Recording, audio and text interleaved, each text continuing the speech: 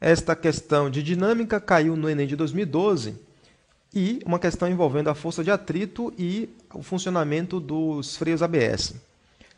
A questão diz o seguinte: os freios ABS são uma importante medida de segurança no trânsito, os quais funcionam para impedir o travamento das rodas do carro quando o sistema de freios é acionado, liberando as rodas quando estão no limiar do deslizamento.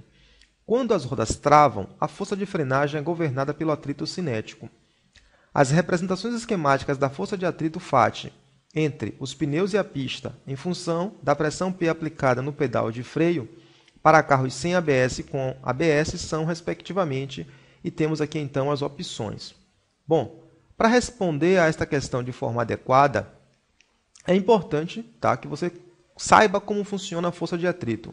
Mesmo que você não saiba como funcionam os freios ABS, se você entende como funciona a força de atrito estático e a força de atrito cinético, já seria suficiente para você responder essa questão. No entanto, aqui nós queremos aprender e eu vou explicar para você também como funcionam os freios ABS. Bom, eu vou utilizar esta simulação, mais uma simulação do FET, Simulações em Física, que você pode baixar gratuitamente na internet, e nós vamos então pegar esse arquivo que está aqui e vamos aplicar uma força. Esta superfície possui atrito, e à medida que eu vou aplicando a força para frente, vai começar a existir um atrito contrário ao movimento. Enquanto a caixa não se deslocar, essa força de atrito nós chamamos de força de atrito estático.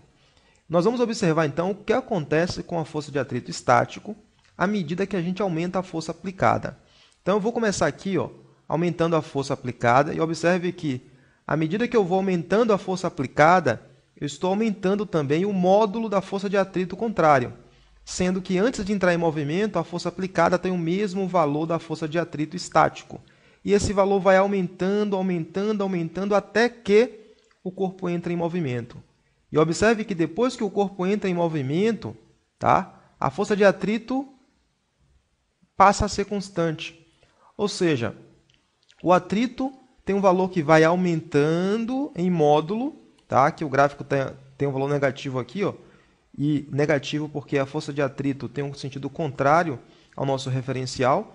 Então, ela vai aumentando em módulo até chegar no ponto máximo. Esse ponto aqui significa força de atrito estático máxima, e você conseguiu aplicar uma força ligeiramente maior do que essa. Quando isso acontece, a força de atrito cai para o valor que é o atrito cinético e vai continuar constante ao longo de todo o movimento. Você sabe, por experiência, que é muito mais difícil colocar um corpo em movimento do que mantê-lo em movimento. Então, depois que atinge o suficiente para movimentar, o atrito reduz para o valor cinético e permanece constante. No nosso gráfico lá no problema, o valor está sendo representado em módulo. Então, essa curva vai estar para cima. Ela vai subir, vai cair um pouquinho e depois vai continuar constante. Se você conseguir compreender apenas essa informação que a gente estuda quando estuda a força de atrito, já é suficiente para você responder a questão. Tá? E responde isso rapidamente, em menos de 3 minutos, que é o nosso objetivo sempre. Então, observe que quando a roda está rodando, né, e você aperta de vez no freio, numa situação de emergência, o pneu tende a travar. Travar significa que ele vai deixar de girar. Ao deixar de girar, a tendência do carro natural é deslizar. E ao deslizar, vai aparecer uma força de atrito contrário ao movimento.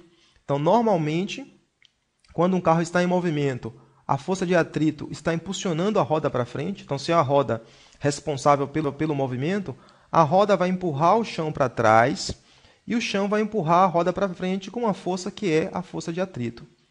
Quando o pneu trava e a roda deixa de girar, o atrito vai agir contrário ao movimento, para fazer a roda parar. Então, vai existir uma força de atrito para cá.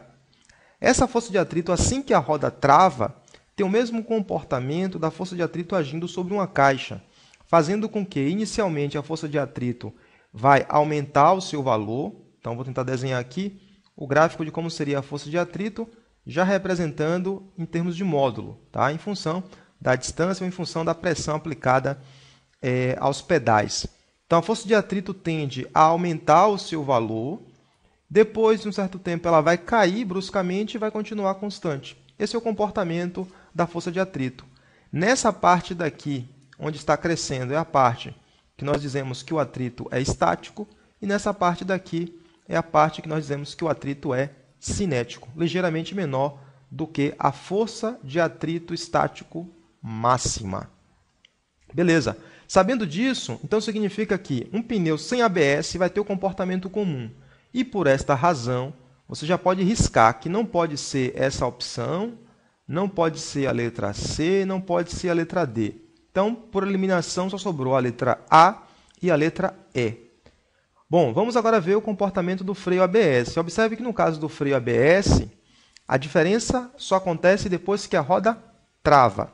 Então, depois que a roda trava, ela vai ser liberada para que nessa liberação não ocorra o deslizamento. Então, o comportamento inicial tem que ser o mesmo comportamento inicial de uma roda sem ABS. Aí você observa que esse aqui, até o ponto máximo, eles são idênticos. É depois que trava, chega no máximo que ele muda um pouquinho.